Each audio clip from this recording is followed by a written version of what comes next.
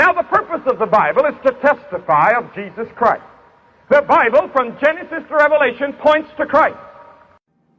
The Bible is true in a very strange way. What you do as an educated person is sample that structure that constitutes the sum total of the texts of our civilization. Because if those four things are true, that there's truth, that God exists, that miracles are possible, and the New Testament is reliable enough to let us know that the resurrection occurred, then Christianity is true. Because if Jesus rose from the dead, game over, Christianity is true. So, what is the food you give to the soul? It is reading the Bible, the Word of God. And I don't care who you are, you cannot live a victorious life if you neglect Bible reading and Bible study. But what we have at stake here is far more than that. You know, your life depends on this book. So read it.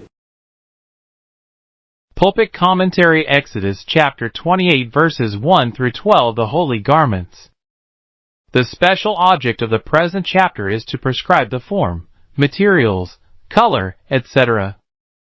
of the holy garments, or the attire of those who were to minister in the tabernacle at the time of their ministration, as the service of the tabernacle was about to be committed to Aaron and his sons. Their selection for this office is mentioned in verse 1, and their investiture and consecration briefly touched in verse 41. Otherwise, the whole chapter is concerned with the attire that of Aaron is first prescribed verses 4 through 39. It consists of an ephod verses 6 through 12, a breastplate verses 13 through 30a, robe verses 31 through 35, a mitre verses 36 through 38, a coat or tunic, and a girdle verse 39. The dress of his sons follows. It comprises drawers verse 42, tunics, girdles, and caps or turbans verse 40. Incidentally, it is mentioned in verse 43 that drawers are also to be worn by Aaron and, in conclusion, the neglect of this ordinance in the case of either Aaron or his sons is forbidden under penalty of death. Verse 1, take thou unto thee. Literally, make to draw near to thee. Moses had hitherto been of all the people the one nearest to God, the medium of communication. He was now to abdicate a portion of his functions, transferring them to his brother and his brother's sons. By this act he would draw them nearer to him than they were before. It is worthy of remark that he makes no remonstrance or opposition, but carries out God's will in this matter as readily and willingly as in all others. See Leviticus chapter 8 verses 4 through 30. From among the children of Israel. The Septuagint reads, and from among the children of Israel, as if others besides the family of Aaron had been admitted to the priesthood. But this is contrary to the entire tenor of the later narrative. The existing Hebrew text is correct. Nadab and Abihu, and again Eleazar and Ithamar, are always coupled together in the Pentateuch. Exodus chapter 24 verse 1, Leviticus chapter 10 verses 1 and 12, etc. While a marked division is made between the two pairs of brothers, it is probably the sin and early death of the two elder. Leviticus chapter 10 verses 1 and 2 that causes the separation of Ithamar after the death of his brothers. Nothing is known. Eleazar became high priest. Numbers chapter 34 verse 17, Joshua chapter 14 verse 1, Joshua chapter 17 verse 4, etc. Verse 2, holy garments have provoked an extreme aversion and an extreme affection at different periods of the world's history. In Moses' time, probably no one thought of raising any objection to them. Priestly dresses of many different kinds were worn in Egypt, and some costume other than that of ordinary life was probably affected by the priest class of every nation, without entering into any elaborate philosophy of clothes. We may say that the rationale of the matter would seem to be that expressed with great moderation. By Richard Hooker, to solemn actions of royalty and justice their suitable ornaments are a beauty. Are they in religion only a stain? The garments ordered to be made for Aaron and his sons, verse 41, are said to have been for glory and for beauty. 1. For glory. To exalt the priestly office in the eyes of the people, to make them look with greater reverence on the priests themselves, and the priestly functions, to place the priests in a class by themselves, in a certain sense, above the rest of the nation.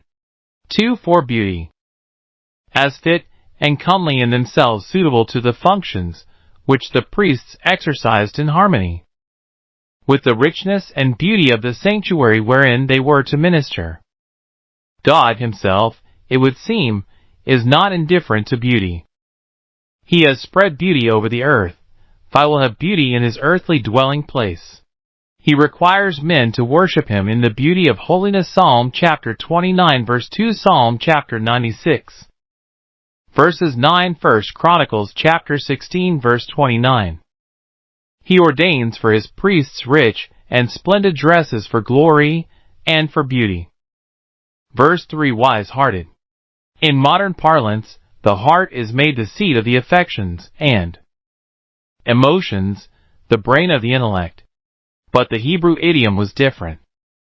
There the heart was constantly spoken of as the seat of wisdom.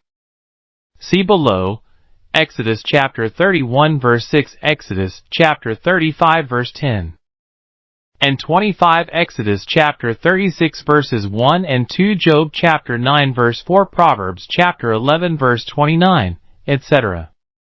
The spirit of wisdom might seem to be scarcely necessary for the work of constructing a set of priestly garments, but where glory and beauty are required, high artistic power is needed. And this power is regarded by the sacred writers, as indeed it is by most of those who have written on the human understanding, notably Plato and Aristotle, as a very important part of the intellect.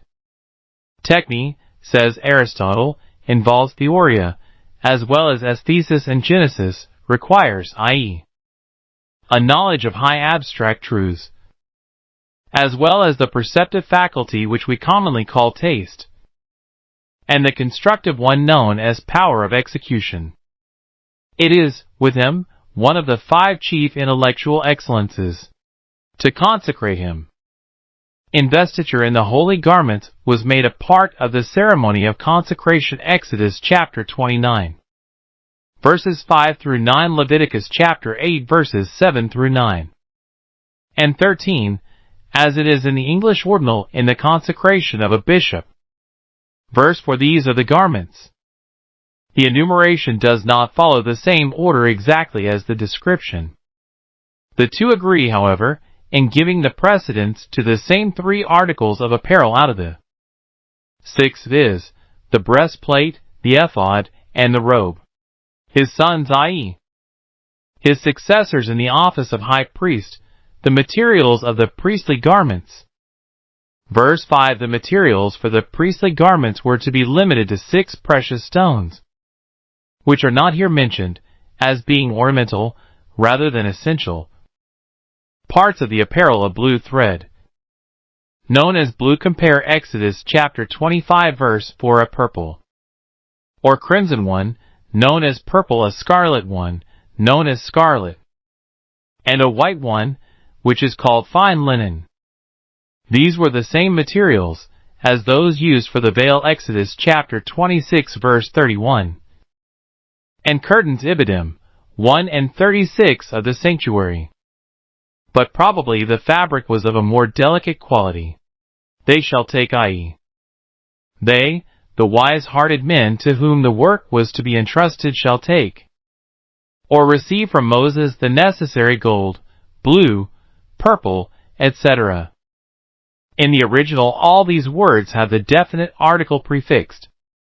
The ephod, verse 6. They shall make the ephod. The word ephod signifies etymologically any vestment or garment, but in its use it is confined to the special vestment here described, the great object of which was to be a receptacle for the breastplate. The ephod was a sort of jerkin, or waistcoat, consisting of 2 pieces, one to cover the chest, and the other the back, joined together probably by a seam above the shoulders, and united at the waist by a band called the curious girdle of the ephod.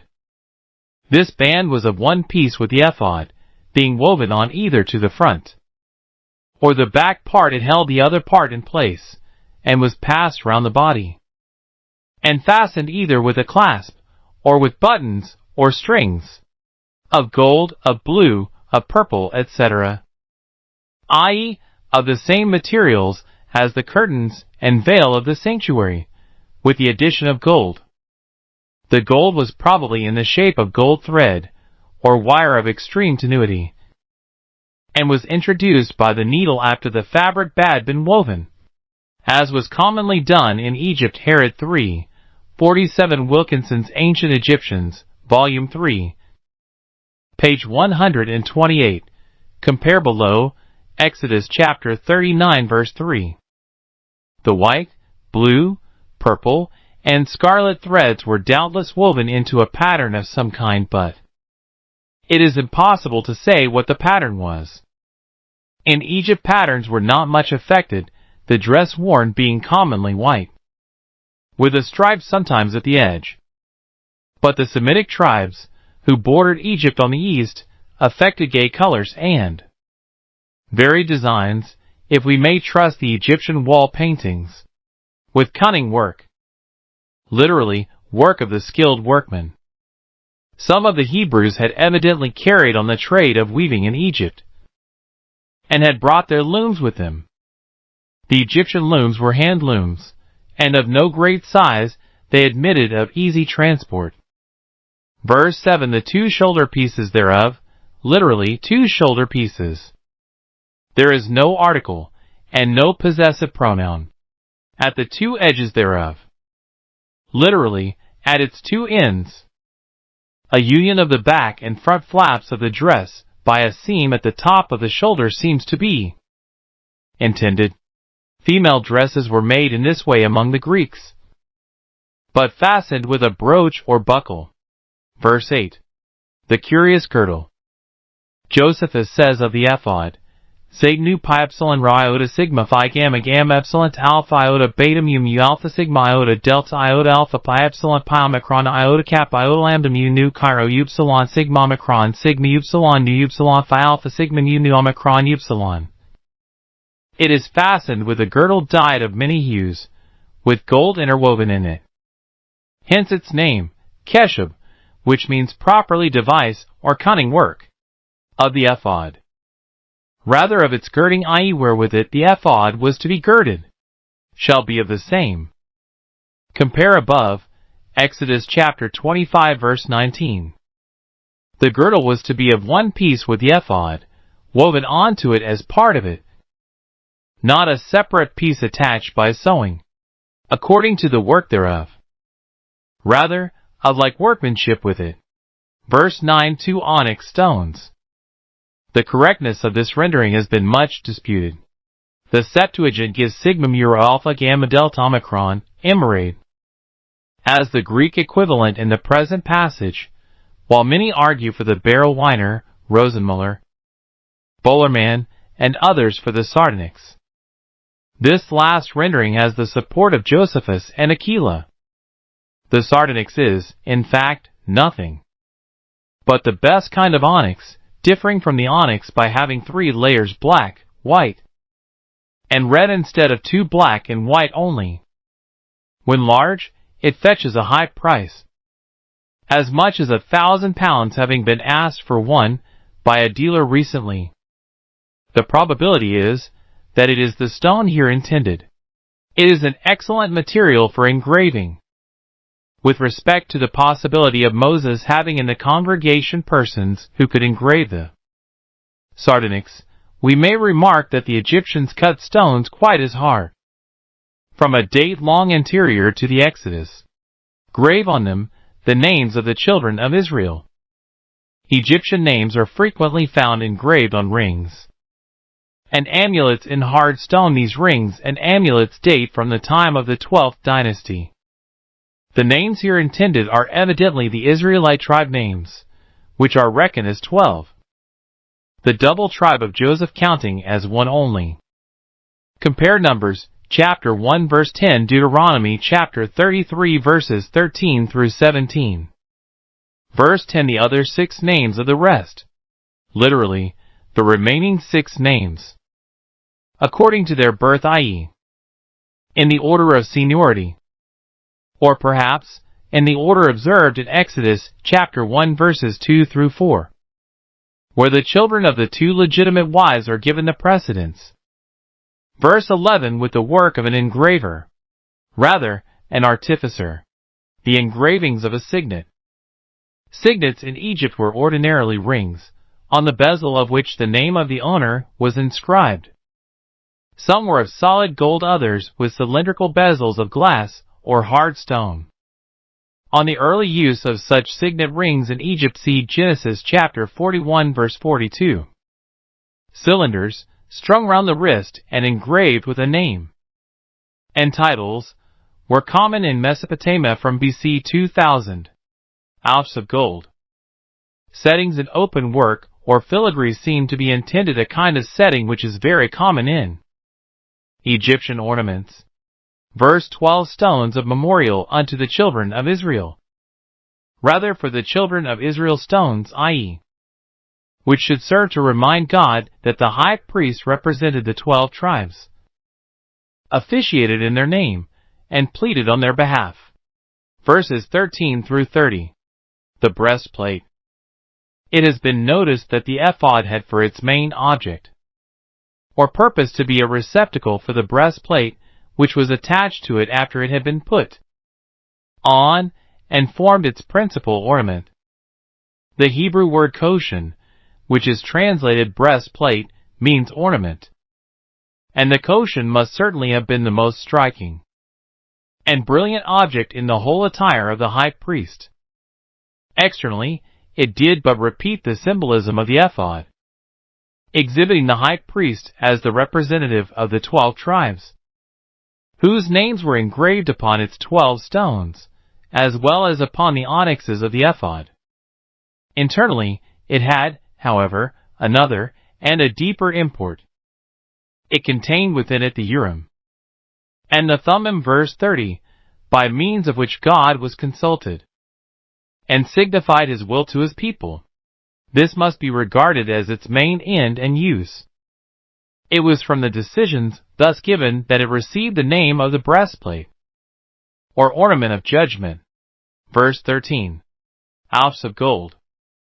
Buttons according to one view cook, sockets, according to another kalish, rosettes, according to a third keel.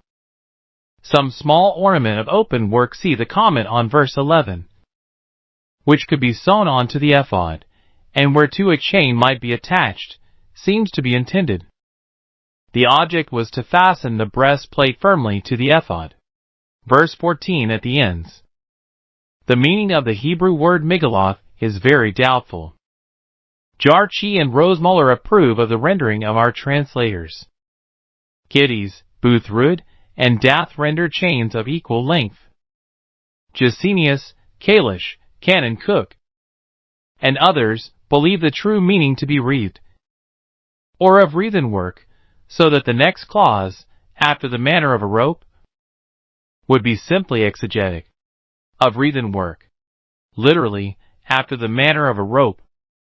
Cords of twisted gold wire were frequently used, instead of chains, by the Egyptians. Verse 15, the breastplate. As the koshan was to be worn upon the breast, verse 29, this name is appropriate. But it is not a translation of koshan, of judgment. See the introductory paragraph to this section. Kalish translates the breastplate of decision. It was to be made, so far as its main fabric was concerned, of exactly the same materials as the ephod. See verse 6. Verse 16, 4 square, being doubled. It has been generally supposed that the doubling was merely for the purpose of giving additional strength to the work, which was to receive 12 heavy gems, but Gesenius and others are of opinion that the object was to form a bag, in which the Urim and Thummim, which they regard as material objects, might be kept. A span, half a cubit, or about 9 inches. Verse 17, settings of stones. These were similar to those of the 2 shoulder stones, i.e. a filigree or cloisonné work, as appears from Exodus chapter 39 verse 13. The first row of the stones is said to have been composed of a sardius, or sard, a topaz, and a carbuncle. Of these names, the first only would seem to be tolerably certain. The second cannot be right, since the topaz was too hard a stone to be engraved by the ancient engravers. We may conjecture that the chrysolite, a pale stone not unlike the topaz, but far less hard, was the genesis intended.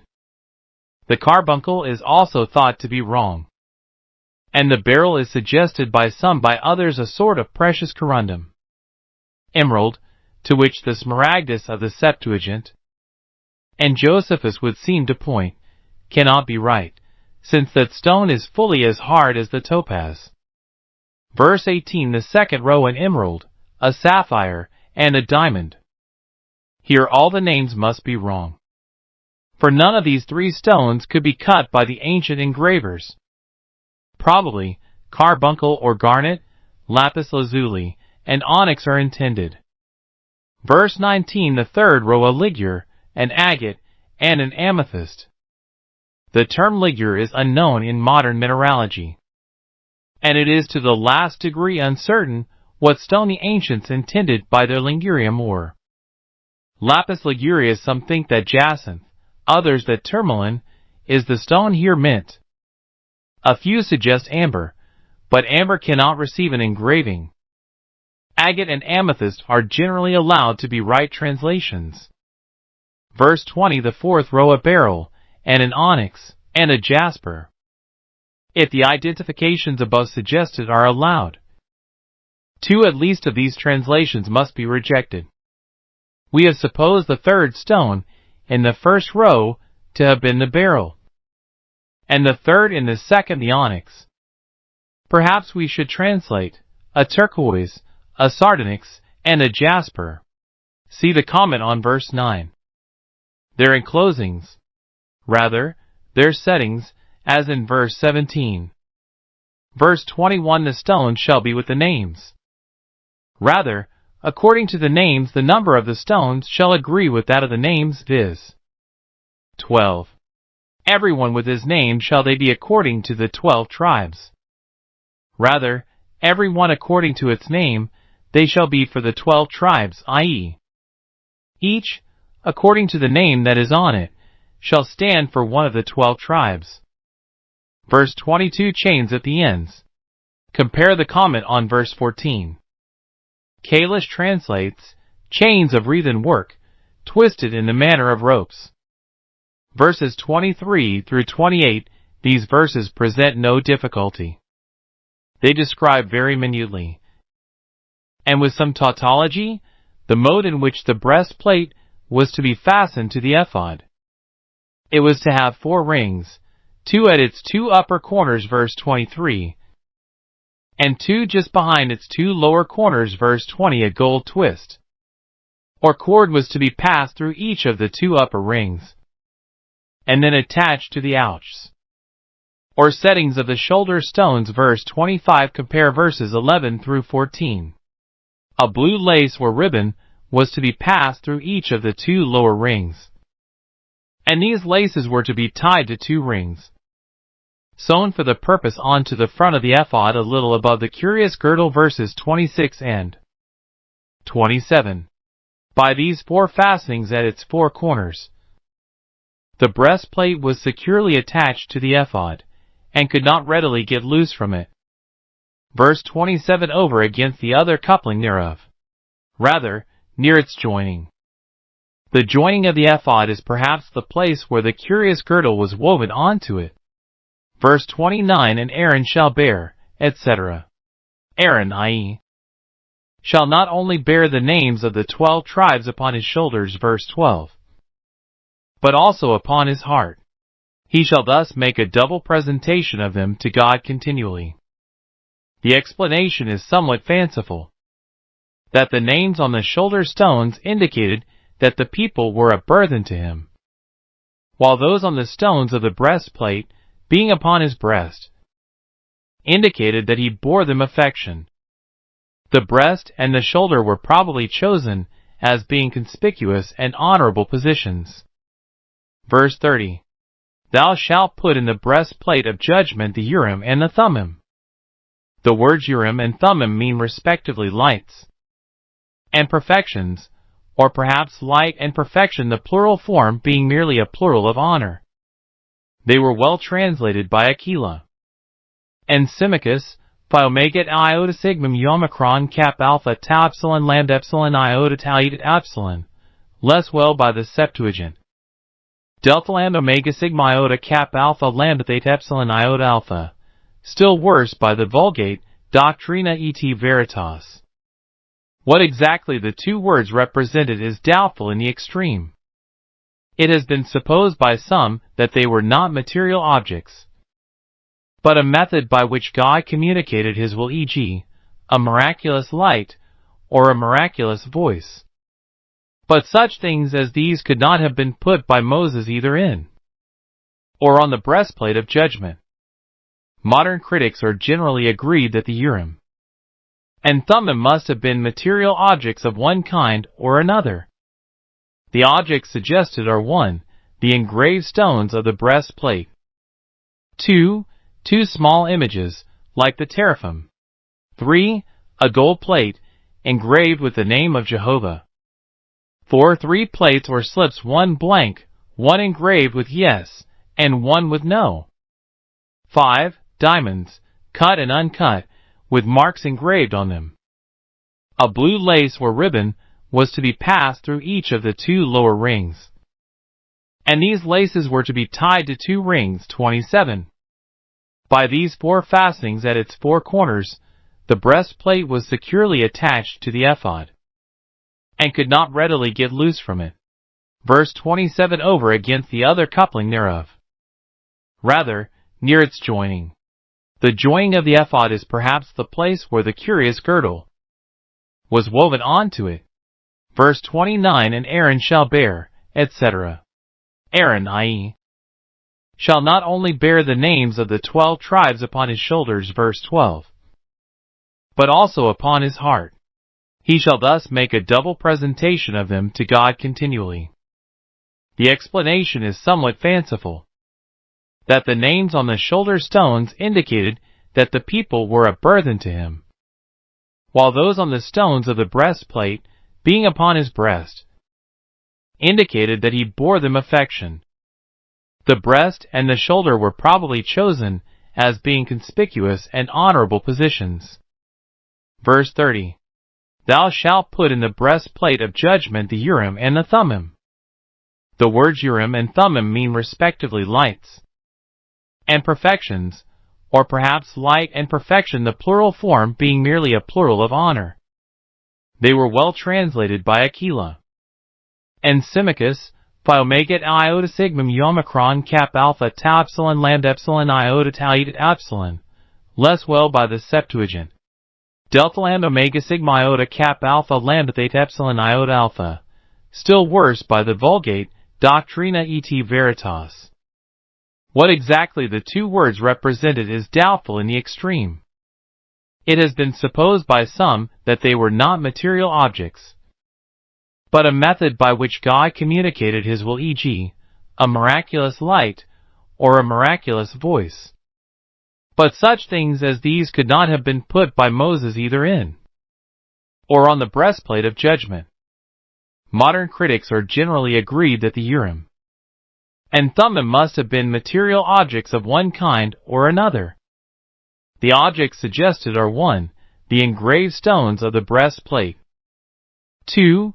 Two small images, like the teraphim. 3. A gold plate, engraved with the name of Jehovah. 4. 3 plates or slips, 1 blank, 1 engraved with yes, and 1 with no. 5. Diamonds, cut and uncut, with marks engraved on them. Against the first of these views it is urged with very great force that the present passage shows the Urim and Thummim to be something quite distinct from the breastplate, something which was to be added to the breastplate after all the stones had been set in it, and which Aaron was to bear upon his breast in addition to the breastplate. And its jewels. Compare verse 29 with verse 30. Against the fourth and fifth, it is sufficient to observe that they are pure conjectures, without any basis of authority, either in Scripture or tradition. The second and the third remain. The third has important Jewish names in its favor, but is open to the objection that it makes a single object correspond to both words. The second alone seems to have any basis in Scripture, which certainly connects the use of teraphim with the use of an ephod. Judges chapter 17 verse 5. Judges chapter 18 verses 14, 17, and 20. Hosea chapter 3 verse 4. On the whole, while admitting that there is no sufficient evidence to determine the question, we incline to regard the Urim and Thummim as small images, kept in the bag of the breastplate. Verse 16. By means of which the high priest gave a decision when he was consulted. How the decision was arrived at is an even more difficult problem than the one which we have attempted to solve. Some suppose the two images to have been used as lots, one giving an affirmative, and the other a negative answer. Others imagine that by gazing attentively upon them, and fixing his thoughts on the qualities which they symbolized, illumination and perfection, the high priest was thrown into an ecstatic state which enabled him to prophesy aright. The notion has even been started that an angel spoke by their lips and answered any question that was put to them. The truth seems to be that no theory on the subject can be more than a theory, quite arbitrary and conjectural, neither Scripture nor tradition furnishing any hint on the matter. If we knew how men divine from teraphim, 2 Kings chapter 23 verse 24, Ezekiel chapter 21 verse 21, Zechariah chapter 10 verse 2, we might thence obtain some inkling of the truth, since there is much probability in the view that the teraphim were employed as an unauthorized substitute for the Urim and Thummim. See Judges chapter 17 verse 5, Judges chapter 18 verses 5 and 6, 14 through 20. But the method of this divination is wholly unknown.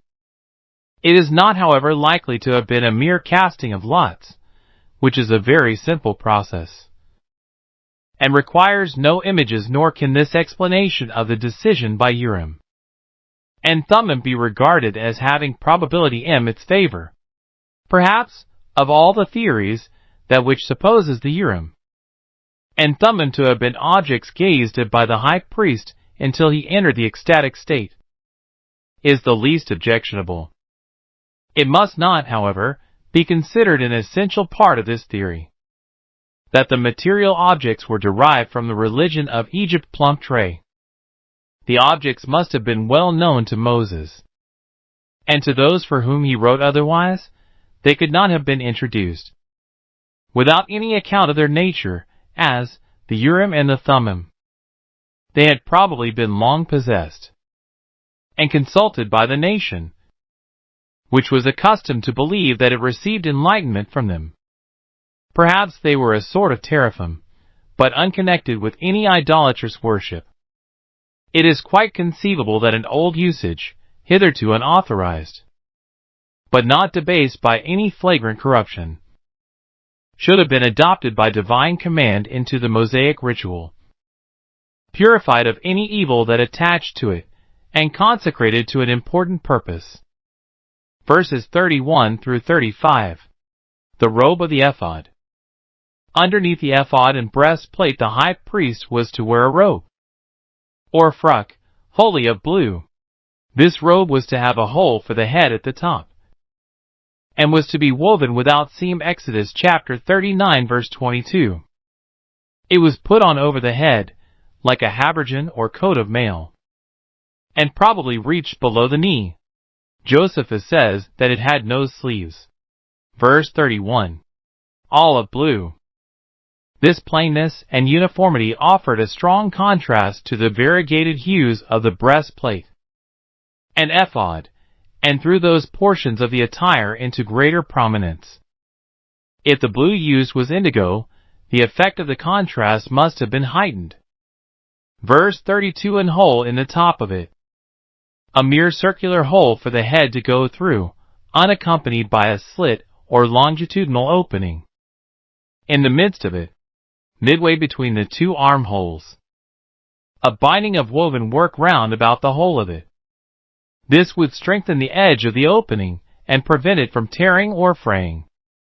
The binding was probably sewn on after the frock was woven, as it were the whole of an habergeon. Linen corselets or habergeons have been found in Egypt. They were sometimes covered with metal scales, and were of the make here indicated. See the author's History of Egypt, Volume 1, page 446. The word here used for habergeon tikara is Egyptian.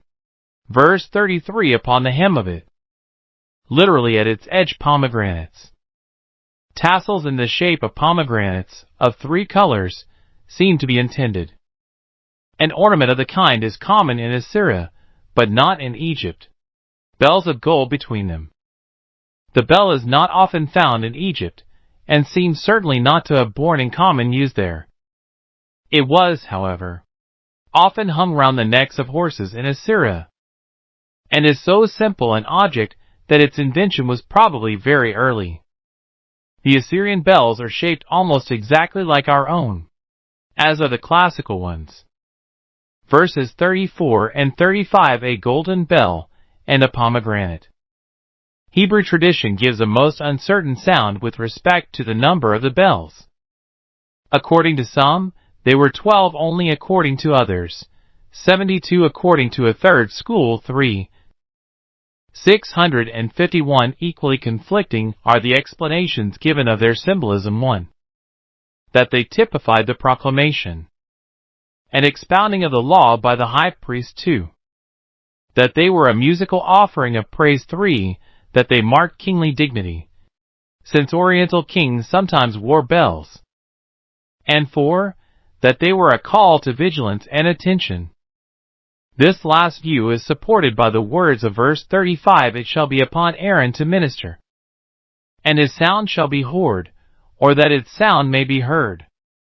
The bells were a means of uniting priest and people in one common service. They enabled the people to enter into, and second, what the priest was doing for them. And so to render his mediation efficacious, they made the people's worship in the court of the sanctuary a reasonable service. And hence the threat, which certainly does not extend to all the priestly garments, implied in the words, that he die not. If the high priest neglected to wear the robe with the bells, he separated himself off from the people, made himself their substitute, and not their mouthpiece, reduced their worship to a drear formality, deprived it of all heartiness and life and vigor. For thus abusing his office, he would deserve death, especially as he could not do it unwittingly, for his ears would tell him whether he was wearing the bells or not. Verses 36 through 38. The mitre. Josephus tells us that the head dress of the high priest was not a conical cap, but a sort of crown made of thick linen swathes. It was thus really a species of turban. The color was white, and the only ornament on it was the gold plate, with its blue ribbon or fillet. Verse 36. Thou shalt make a plate of pure gold. The plate, though a mere ornament of the mitre, was, at once, its most conspicuous and its most significant feature. Placed directly in front, right over the forehead, and probably of burnished gold, it would attract universal attention and catch the eye even more than the breastplate. Its position made it the culminating point of the whole priestly attire Kalish, and its inscription gave to that position extraordinary force and significance.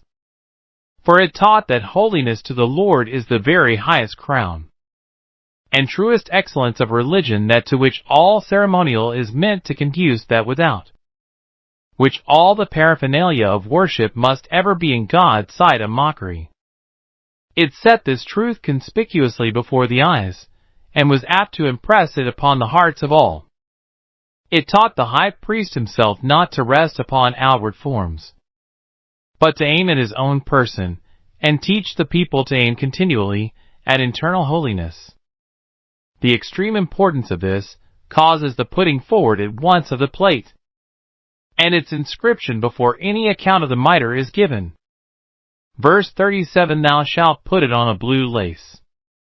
In Exodus chapter 39 verse 31, it is explained that the blue lace, or ribbon, was tied to it, probably at either end, that it may be upon the mitre, i.e., that it may be kept in place, and not slip from its position on the mitre. Verse 38, it shall be upon his forehead, that Aaron may bear the iniquity of the sacred things. Imperfection attaches to everything that man does, and even the sacrifices that the people offered to God required to be atoned for and purified. It was granted to the high priest in his official capacity to make the necessary atonement, and so render the people's gifts acceptable. For this purpose he was invested with an official holiness, proclaimed by the inscription upon the plate, which exhibited him as the type and representative of that perfectly holy one, through whom alone can any real atonement be made to the Father. It shall be always upon his forehead, i.e., whenever he ministers. Verse 39, the tunic and girdle. From the outer garments, which were the most important and distinctive, a transition is now made to the inner ones, in which there was nothing very remarkable. The linen drawers are for the present omitted, as not peculiar to the high priest. Directions are given for the tunic and the girdle. The former is to be woven in some peculiar way, so as to be diapered, as some think, and the latter is to be the work of the embroiderer. Verse 39, thou shalt embroider. This is certainly not the meaning of the Hebrew. Some peculiar mode of weaving the coat is intended. The coat, rather, the tunic or shirt. The keleneth was a long linen gown or cassock worn immediately over the drawers. It reached to the feet, and had tightly fitting sleeves. Whether it showed beneath the robe of the ephod or not is uncertain, but the sleeves must certainly have been visible. The keleneth was white. Thou shalt make the mitre of fine linen. This direction had not been previously given. It is a little out of place. Thou shalt make the girdle of needlework. Literally, of the work of the embroiderer. The girdle was worn directly over the linen shirt, and under the robe of the ephod. It would seem that it was not seen at all, unless its ends hung down below the robe of the ephod. It was, however, to be artistically embroidered. See Exodus chapter 39 verse 29. Verses 40 through 43. The apparel of the ordinary priests. The chapter concludes with brief directions concerning the official attire of the ordinary priests. This was to consist of linen drawers, like those of the high priest, of a tunic, also of linen. Exodus chapter 39 verse 27, shaped like his, but not diapered, of a linen girdle, the exact character of which is not stated, and of a close-fitting cap. The entire dress, with perhaps the exception of the girdle, was white. The linen drawers were regarded as a primary necessity, and the priest who did not wear them was threatened with death. Verse 40. For Aaron's sons. His actual sons at this time, his descendants afterwards, to whom the priesthood was rigidly confined. Thou shalt make coats. The verb is different from that used in verse 39, and seems to imply that the priest's tunics were not to be patterned. Girdles.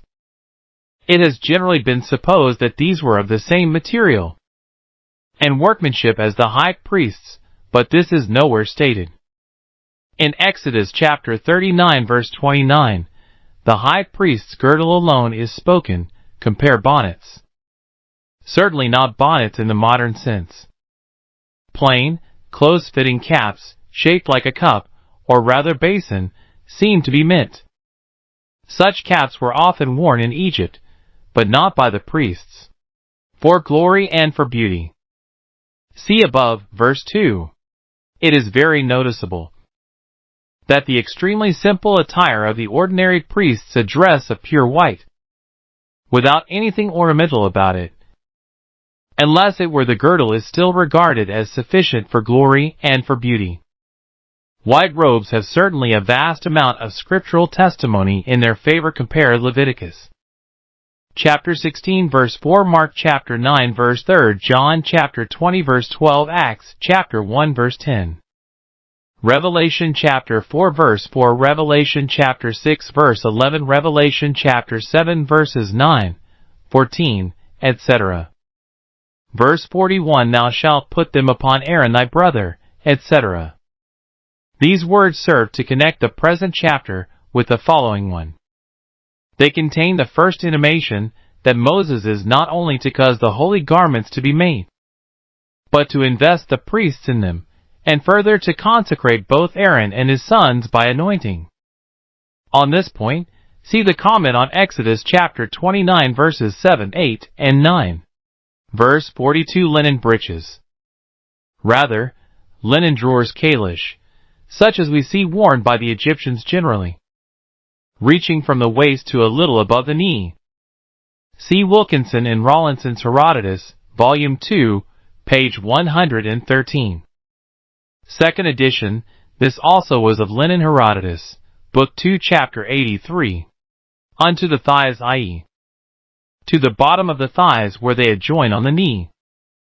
Verse 43, when they go into the tabernacle of the congregation. Literally, when they go into the tent of meeting, i.e., the place where God and the high priest were to meet, the holy place.